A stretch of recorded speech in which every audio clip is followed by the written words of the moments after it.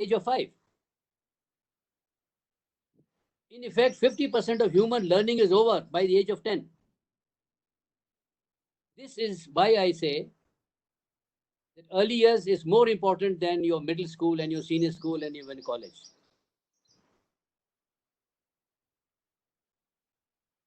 In fact, we should be paying what we pay in the DP programs at the early years program. And the second reason why it is foundational, again, this has been missed out both by teachers and parental communities and all the people who write a lot, who are thought leaders in this area is there, is that it is foundational because it prepares your child to develop what is called biophilia. Biophilia is love for earth, it is love for planet.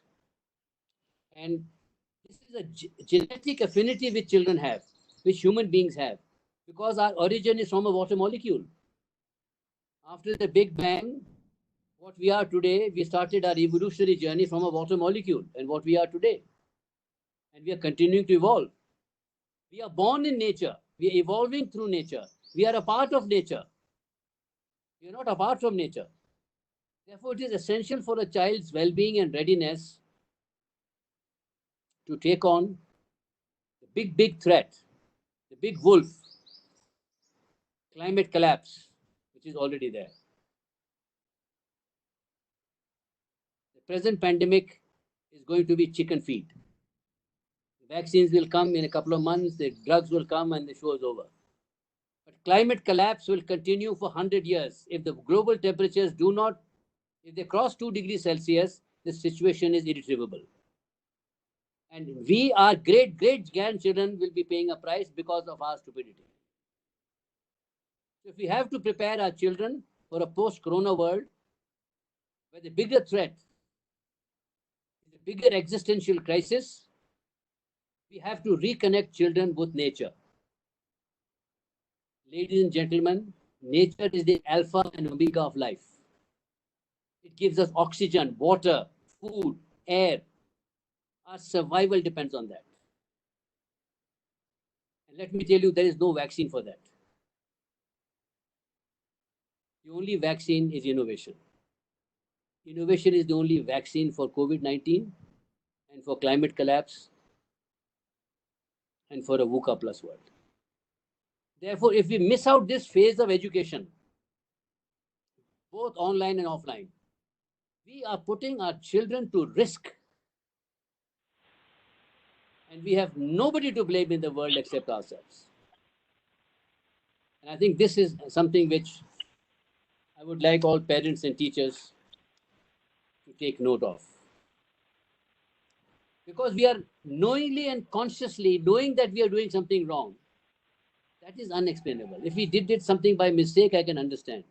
But if science is telling us that this is what the situation is,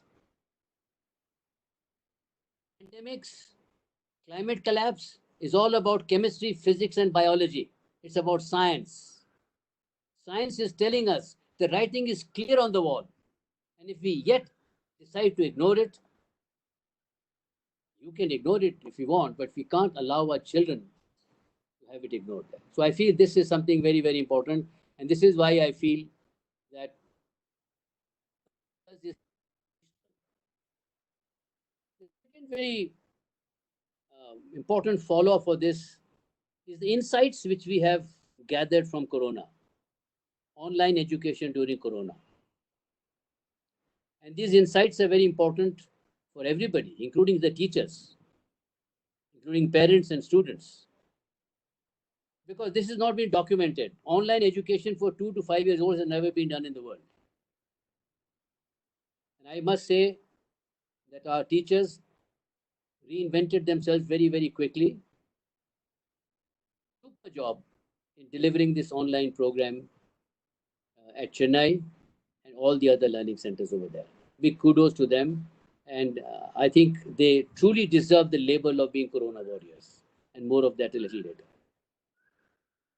Corona has forced us to teach online. And it has given us 5 scientific insights. The first insight is that online is not a substitute for face to face learning, it is an alternative. There is now thinking in the world today that the digital schools are going to be the future. And that future is, I'm talking about next to 3 to 4 years. With virtual reality, augmented reality, artificial intelligence, all these problems and things which we are facing today are going to be resolved. The world has realized this is the market, this is the customer. Billions and billions of dollars are now going in to make online success, better than offline, in fact. So the future schools may be digital schools. So get ready for it. It is not whether it is right or wrong. The probability is it will go to happen. So online is not to be considered as a substitute. Please, it is an alternative. The second very important thing is that there is a lot of concern amongst parents, and rightly so, about screen time, especially for children between 2 to 5 years old. And there is a thinking over here that, rightly so, that excessive screen time is at the cost of a child's well-being. Now, there are only two bodies in the world that are authoritative on this. One is the World Health Organization, and one is the American Academy of Pediatricians. There's one coming up in Australia also, but it's of lesser importance there. And their advice is not in a corona type emergency situation, it is for a normal situation. The jury is still not yet out that what will be the screen time for short periods. Personally, if you ask me, for a short period of 2 to 3 months, even if they do 2 to 3 hours of screen time, it's not going to make a difference. It's going to make a difference if they do it for 5 years, 10 years, 15 years. But for a short period, I don't think it's going to make a difference. And the reason is that it's not the time that matters, it is the quality of content. Child who's watching a cartoon for 20 minutes or is exposed to educational content, high content for 20 minutes, there's a world of a difference over there. And the second thing is the interactivity. So where there is interactivity, there is social interaction happening between the learner and the thing there. According to WHO, it is not considered screen time. So if a child is talking to her grandfather, grandmother or uncles or whoever they are on a chat, on a video over there, that is not considered as screen time. Screen time is when I personally use that screen for my own education. Therefore, on balance of it, I would say, keeping in mind that the jury is still not yet out and sticking to the 1 hour over there, keeping in mind quality, keeping in mind social interaction, and keeping in mind at least 30 to 40% activities being injected into what is being taught over there, I would say that 2 hours of screen time, overall 2 hours, would be absolutely appropriate and within the boundaries of the advisories of the WHO and the AAP. Now, the third thing which I wanted you to understand is the third insight, I would say, is that children do not think in a linear manner like you and me. Because they are creative, because they are creative, they think in a non-linear manner, manner. Adults think 1, 2, 3, 4, 5, 6, 7, 8, 9, 10. Children think 0, 1, 10, 100, 1,000, 10,000, 1 million, 10 million, 100 million, billion. They think exponentially. Creative and innovators always think exponentially. And this is very, very important for us to understand that linear thinking starts with a fixed point. So if an adult is reading a book, how does he read a book? Chapter 1, chapter 2, chapter 3, chapter 4, chapter 5. A child does not read like that. A creative adult will also not read like that. What do I do? I quickly look at the content, I look at the introduction, and then I may go to chapter 12, I may swing back to chapter 3, and that's it.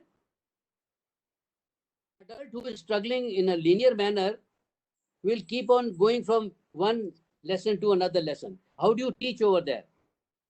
Linear teaching is that in a unit there are, let us say, 10 lessons, as an example. So, number one lesson, we go to number 2, number 3, number 4. Non-linear people will compact it. They will compact 5, 6, and 7 into 1, 1, 2, and 3 into 1, and finish off the entire lesson in 3 lessons.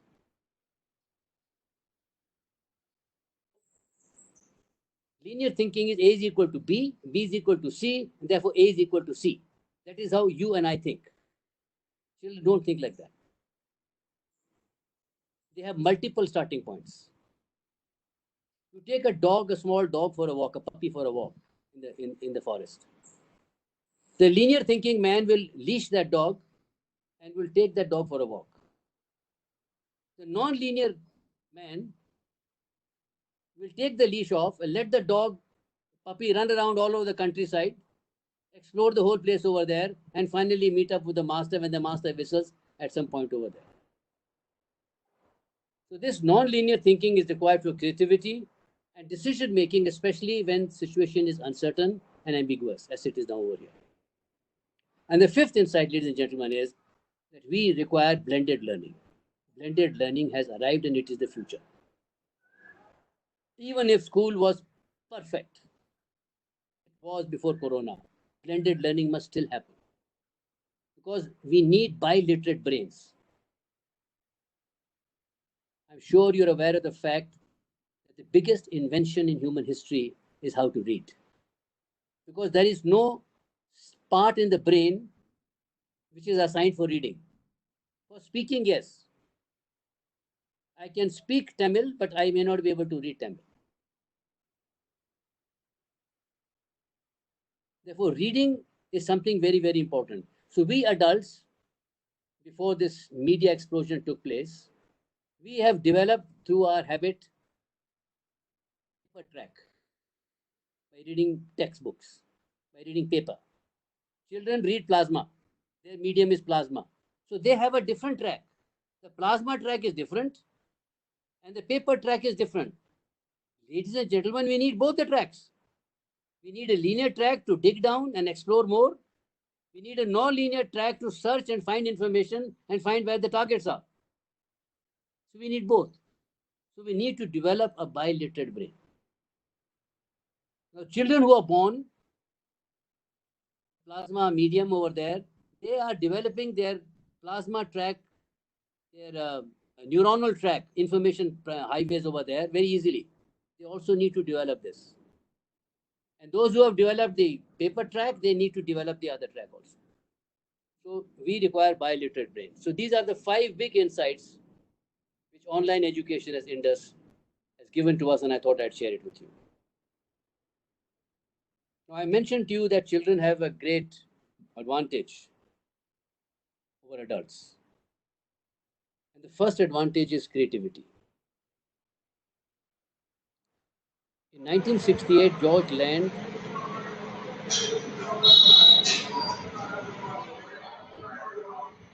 Can you please mute yourself?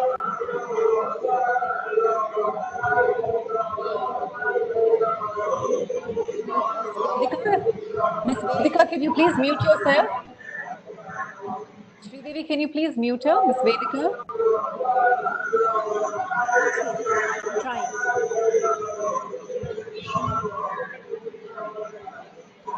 Vedika. Sridevi, it's Miss Vedika. If you just scroll down.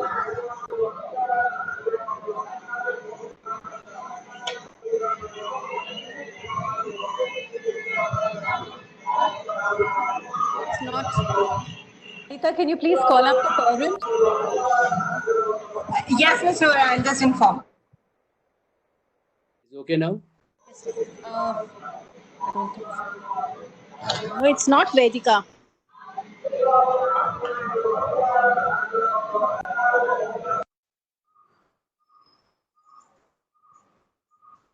Is that okay now? Yeah, we'll continue. Sorry, So 1968, NASA commissioned George Land, a very famous professor, psychologist, to measure the creative potential of NASA astronauts, scientists, and engineers. And he gave the same test to children from age 2 onwards. And he tracked those children till they became adults at the age of 25. His results were startling. He found that children between age of 2 and 5 are creative geniuses. They are DNA wired, hardwired. And by the time they become adults, it drops to 2%. That's you and me.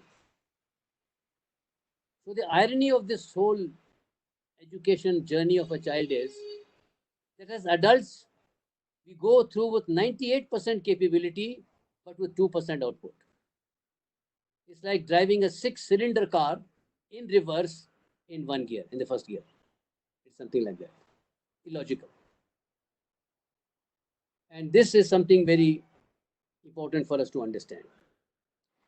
We were in Israel in early January, just before this coronavirus hit the world, and we went to a lot of schools over there. The Jews are the most creative people in the world, the most innovative people in the world.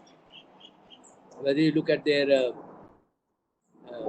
Nobel laureates, their population is 0.02% of the world. They have got 27% Nobel laureates. Complete Asia and Africa combined is more than 3.5 billion. They've got only 4% Nobel laureates. And out of those Nobel laureates, 4%, except for one or two of them, they're all those people who have gone and settled in America and England, have become American citizens and British citizens over there, have been brought up in that culture. They are genetically Indians, but they are Americans or British or French or German, whatever they are there. All the Pulitzer Award winners, the greatest doctors, scientists, professors, 37% of all the top professors in all the Ivy League colleges are Jews. There's a reason for it. Why are they innovative? Their innovation journey starts when the child is 18 months old. There's something called the Israeli junkyard. So instead of all these fancy play we have for children, jungle gyms we call them, with a lot of DDs handling there to just save a poor Baba from falling and sort of injuring his or her elbow over there. Sawdust to see that nothing happens to the child over there. And they keep on swings over there or go through some plastic or fiberglass tunnels over there. The Israelis laughed at us. They laughed at us.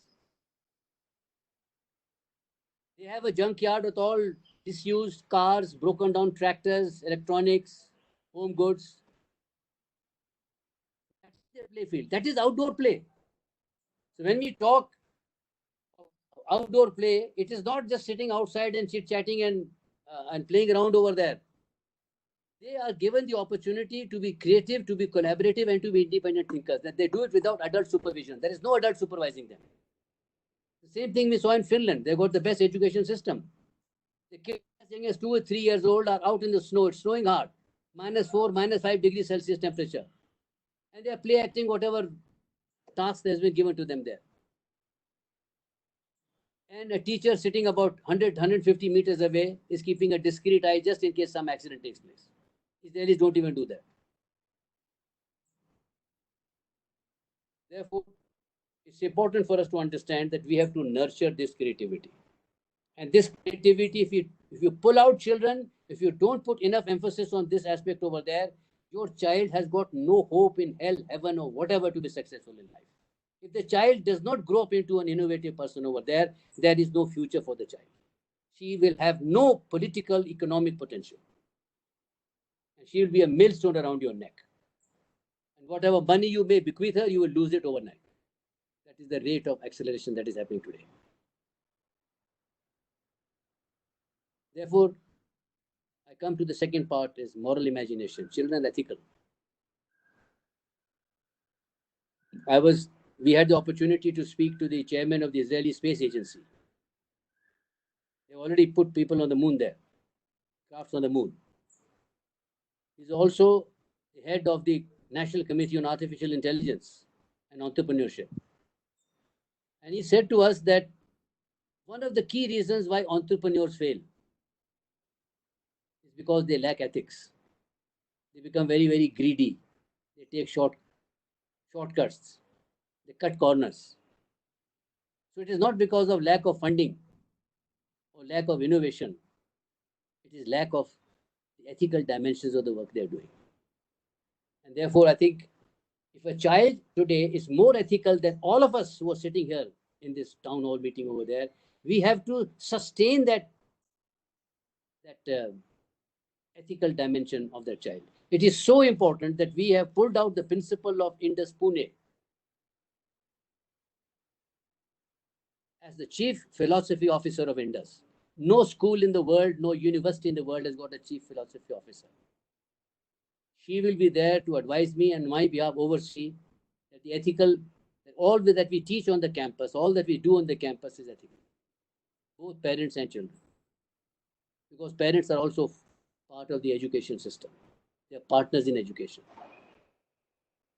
Therefore, this brings me to the third advantage they have is they're altruistic. They're altruistic because they're prepared to give up something which they like, something they're very desirable, like their toys, like their food, like their PlayStation. They're prepared to give it up. This is why babies are scientifically diagnosed as altruistic, more altruistic than adults. They are more human, they are more empathetic. And to be an entrepreneur, you have to be empathetic. Your customer empathetic.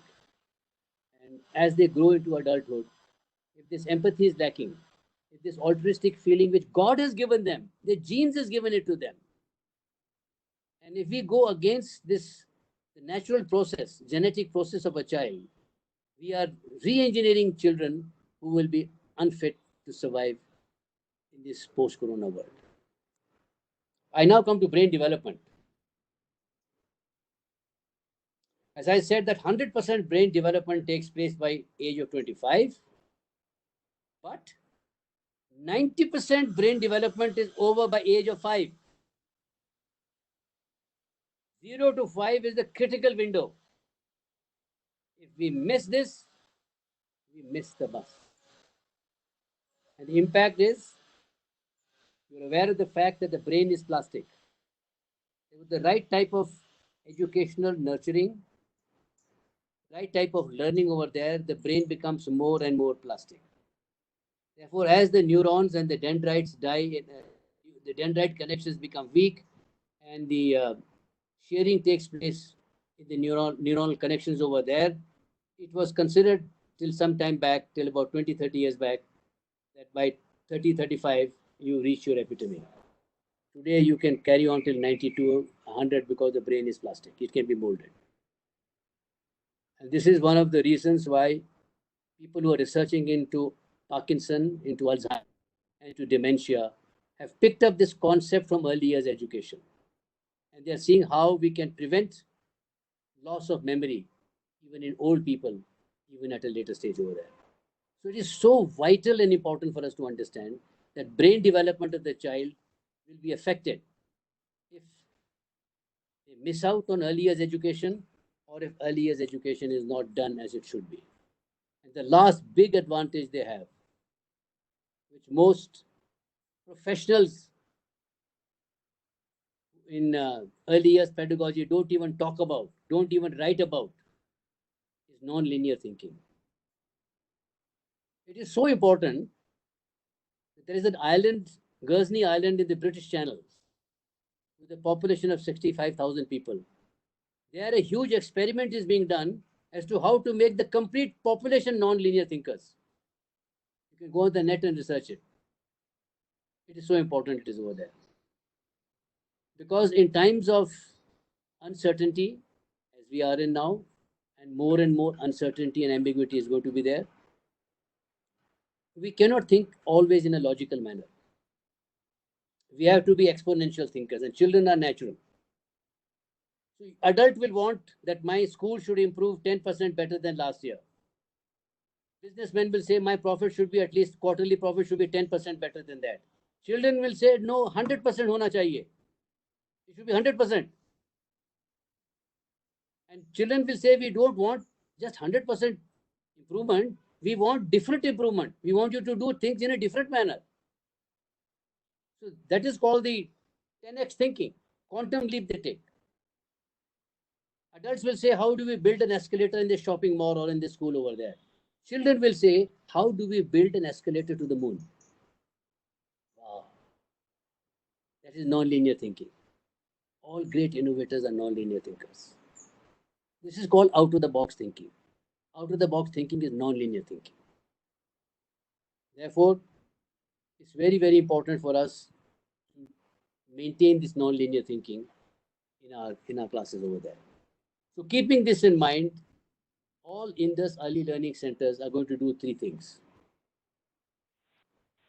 Firstly, if the purpose of education is to prepare a child for a future we do not know, for a future that is VUCA, we have further calibrated it, refined it, and refocused that to say that when a child graduates from Indus, she should be future ready.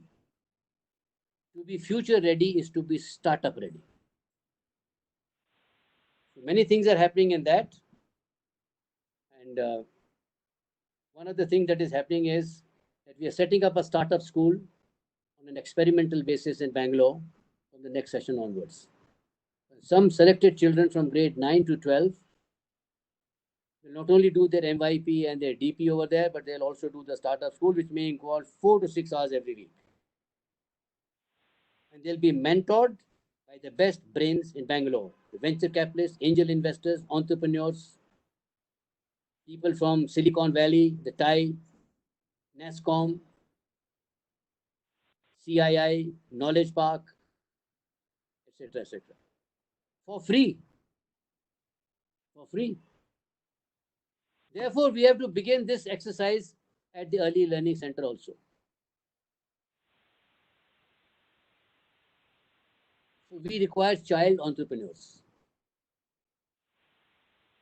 So we require child entrepreneurs because leadership has been redefined in the post-corona world now. All entrepreneurs are leaders, but very, very few leaders are entrepreneurs. And all entrepreneurs are innovators.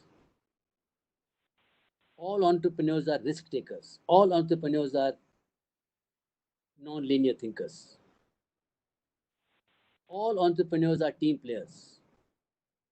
All entrepreneurs are empathetic. And therefore, if this new definition of leadership is there, then we will make a beginning in Prep 1 and Prep 2. They will take up social entrepreneurship. It could be based on their Tikkun Olam, that is their higher purpose. It could be based on any aspect of climate change, environment, endangered species, animal life, insect life, whatever it is. It'll make a difference. And they'll form teams. So they'll have a vision statement. Firstly, they'll have an idea, a creative idea. Then they'll have a vision statement. They'll set challenging goals for social action at their age. That social action may be in their local neighborhood or wherever they're living over there. They'll have plans. And that is how they will graduate to grade 1. The second thing is that we will introduce the junkyard play field in all our ILCs.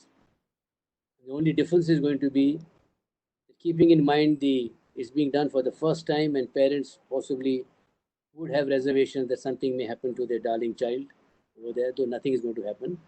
But still, just to reinforce their confidence over there, there will be some discrete supervision while this child play happens. So all those fancy things which you have in Jubilee Hills and you have them in Bangalore, all those big colorful things over there, they all got to go overboard.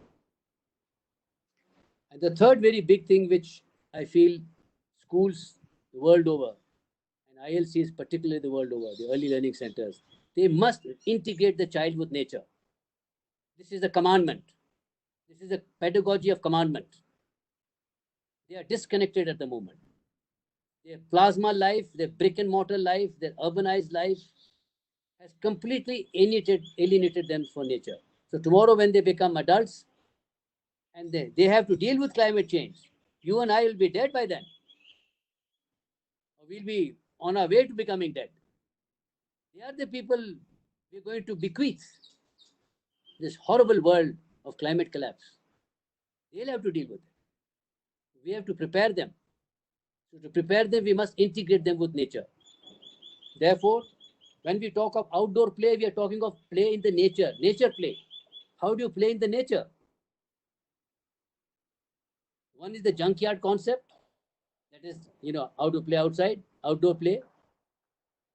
And how is nature play, outdoor exploration. So these things are going to happen from the next academic session in all our early learning centers.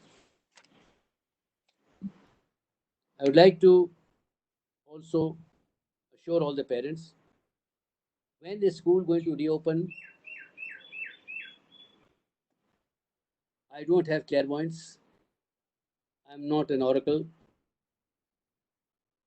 But the decision will be based on big data.